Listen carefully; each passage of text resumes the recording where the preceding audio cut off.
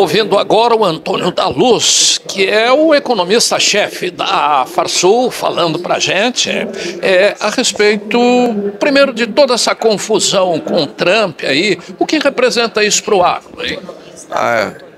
Isso representa um perigo imenso para nós, imenso. Nós estamos muito preocupados com essas tarifas. E não só com elas, mas a escalada disso. Porque o que nós estamos vendo, né? Bom, em primeiro lugar, é uma vergonha para um país ter um ministro do Supremo que entra na lei Magnitsky. Isto é uma vergonha. Eu, como brasileiro, me sinto envergonhado. Porque quando a gente vê as pessoas que sofrem esse tipo de sanção no mundo, são só párias internacionais. E aqui no Brasil tem muita gente que diz, não, mas é político. Não tem nada de político. Lá na Venezuela, quando o Maduro também foi sancionado, os apoiadores do Maduro também dizem que não, isso é coisa dos americanos. O Ayatollah lá do Irã, que é um fascínora, também. Ou seja, quem recebe esse tipo de punição pode ter certeza que nós estamos lidando com gente do mal, gente ruim, gente que não vale a pena, que não se pode permitir que esteja ocupando os espaços de poder que ocupa. Nós estamos falando de gente que quem é sancionado pela lei Magnitsky são pessoas que são párias internacionais. E com todo respeito à figura de ministro do Supremo, a qual eu tenho muito respeito, ao Supremo Tribunal Federal e a figura de ministro. Agora, o cidadão que está debaixo daquela toga, a pessoa, o ser humano que está ali, não está à altura para estar ocupando o espaço que está e ter o poder que tem. Só que acontece o seguinte, como ali a gente vive uma corte, as pessoas estão se autoprotegendo. E essa autoproteção pode gerar uma escalada de sanções. Por enquanto, elas estão nos CPFs, está nas pessoas. Agora, daqui a um pouco, elas podem vir para os bancos. Vamos lá, nós exportamos soja, correto? Nós exportamos em quê? Em reais? Não, a gente exporta em dólares. Nós contratamos um navio para vir levar a nossa soja daqui. Esse navio não é brasileiro. Esse navio, ele vem aqui porque nós pagamos ele em dólares. Nós pagamos em cash, em dinheiro? Não, a gente paga em transferência bancária. Nós vendemos para a China, principalmente. Ela nos compra em moeda da China? Não, ela nos compra em dólares. Ela vai mudar? Não, ela não vai mudar, porque os chineses não são idiotas. Os chineses não são idiotas. Idiota é quem acha que pode, aos gritos, mudar ao dólar como moeda de reserva de valor global, como o nosso governo fez. A ameaça é a nova moeda, é isso que querem criar? Sim, através dos BRICS, o presidente Lula tem trazido essa pauta. Se os bancos, então, o que eu quero dizer com isso? Se o Brasil for sancionado e os bancos brasileiros não puderem operar em dólar, nós vamos exportar soja de que jeito? Nós vamos exportar o que a gente exporta de que jeito? E mais, aí as pessoas urbanas que ouvem o programa podem pensar, tá, mas isso é problema dos produtores. Vai numa farmácia e vê ali aqueles sais que fazem os nossos remédios, se são fabricados no Brasil. Vai fazer uma tomografia para ver se o tomógrafo ele é feito no Brasil. Vai aos jovens, teu Netflix, teu Instagram,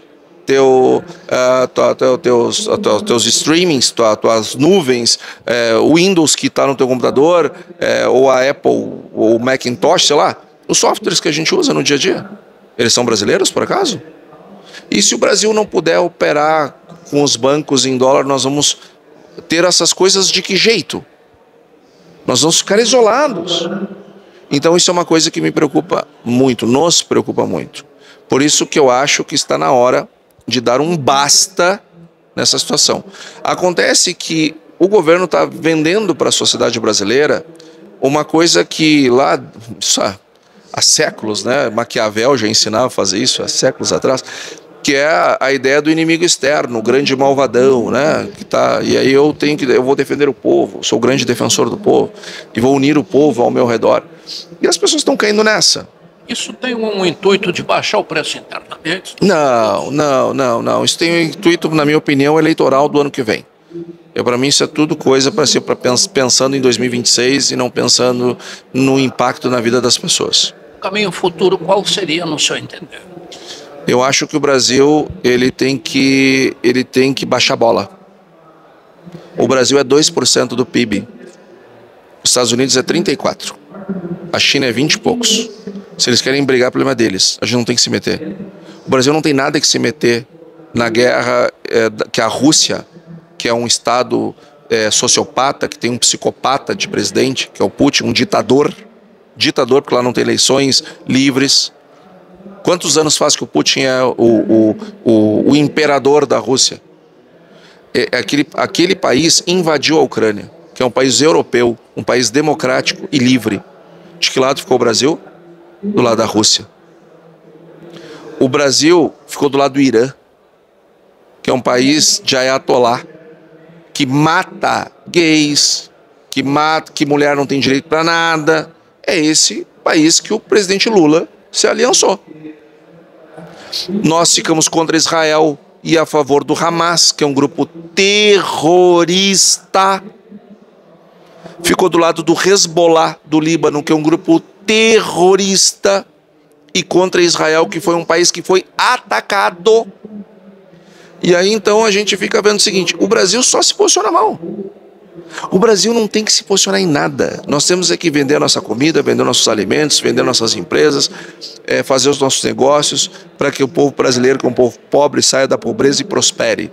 Nós não temos que nos meter em assunto de Oriente Médio, em assunto de se é o dólar, se não é o dólar, a moeda. Isso é uma grande besteira, isso é uma megalomania do nosso governo. Só que a gente está se metendo em brigas que... Só que acontece poder a gente ficar sem moeda internacional, a gente não poder usar as transações estrangeiras para fazer negócios. E o agro, ele é o maior exportador líquido de alimentos do mundo, o agro brasileiro. A gente exporta para 193 países. E aí? Nós vamos fazer como? Em reais? Alguém vai comprar de nós em reais? Então como é que fica? Nós perdemos mercado, isso é péssimo para a nossa economia. As milhões de brasileiros que vivem do agro, direta ou indiretamente, seja numa fazenda, seja numa indústria de alimentos, sei lá, ou fornecedora, como é que ficam? Como é que vivem? Voltando para o negócio do agro, você falou aqui na sua palestra que você pode produzir 80 sacos e não ter lucro, pode produzir 50 e ter lucro. O produtor de leite, ele produz 30 litros por vaca a dia e não ter lucro. E isso é uma coisa que o produtor está entendendo. Você é um defensor do resultado há muito tempo, não existe negócio sem resultado, né, Antônio? É verdade, Verdi, porque o que acontece? Existe o papel da produção, que é super importante, não há dúvida, ele é fundamental. Agora tem um outro negócio dentro do negócio que é o financeiro. E é ali que muito dinheiro é perdido. Às vezes o dinheiro vai embora num contrato de arrendamento mal feito, às vezes vai embora num alto comprometimento com juros, às vezes vai embora porque compra mal insumo e vende mal produto. E não adianta focar só em produtividade. Se eu compro mal insumo, se eu vendo mal produto, não adianta focar só em produtividade. Se eu não me preocupo com liquidez para baixar a alavancagem e diminuir o número de juros, o que eu pago de juros não adianta produtividade. Então um negócio é uma coisa mais complexa. Não adianta olhar só para a produção, tem que olhar para o financeiro também. E a perspectiva aí para a próxima safra? A gente está otimista. Para tanto a safra de soja quanto de milho, nós estamos otimistas em termos de preços. Isso se o Brasil não bagunçar nessas outras coisas geopolíticas, né? Por que a gente está otimista? Porque a gente está indo para uma safra de uma relação de produção e consumo bem mais apertadas e com redução de estoque e consumo, e nesses cenários os fundamentos apontam para cima em termos de preço. Soja está embaixo hoje, né? A gente que organizou o seu negócio, fez determinados níveis de investimentos que só funcionam com soja 200. Bom, isso aí não tem como, não há o que fazer. Não funciona. A gente tem que organizar os nossos negócios para o pior cenário e não para o melhor. As negociações, Antônio da Luz, da dívida dos produtores gaúchos, como é que andou isso, hein? Olha, bom, em primeiro lugar, quero deixar bem claro que eu não vou aqui gerar expectativa e esperança em ninguém, né? Meu negócio não é esse, não é assim que eu trabalho. Tu me conhece há anos, velho, tu sabe que não é assim que a gente trabalha. Eu não vou criar falsa expectativa em ninguém. As coisas são difíceis, complicadas e vão muito devagar.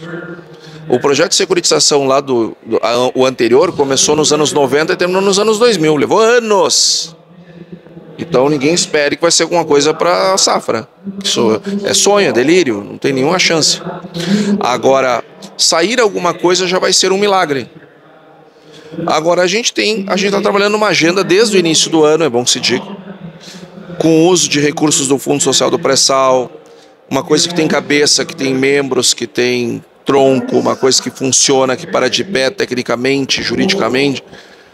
E o deputado Afonso Ram pegou essas ideias e levou para a relatoria de um projeto, que ele é relator, e fez um trabalho político muito bem feito, o deputado Afonso Ram, com apoio muito forte de deputados, inclusive aqui da região. Marcelo Moraes foi muito importante, o Alceu Moreira foi muito importante, o Pedro Westphalen foi muito importante, e outros tantos foram muito importantes. Nesse processo de convencimento do Congresso, a gente bateu perna de gabinete em gabinete, conseguimos levar o assunto para plenário. Trabalho político muito forte. Nós fizemos o técnico, mas os políticos fizeram o político. E a soma do técnico com o político faz as coisas andar. E nós tivemos a aprovação do projeto de securitização do deputado Afonso Ram aprovado na Câmara. Então, gente, isso aí não é um sonho, isso não é um delírio, não é um maná que cai do céu. Isso e está aprovado na Câmara. Porém, tem que ser aprovado agora no Senado.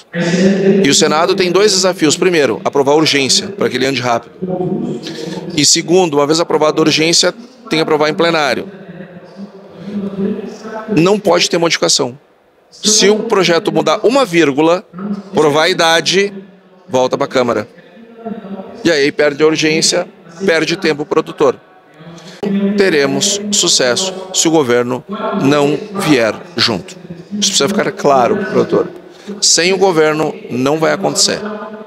Então a gente precisa construir com o governo e não contra o governo. Porque senão ele veta e não anda. Então a gente precisa ter a construção entre Câmara, entre Senado e entre governo. E essa questão da tarifação veio num péssimo momento para a gente.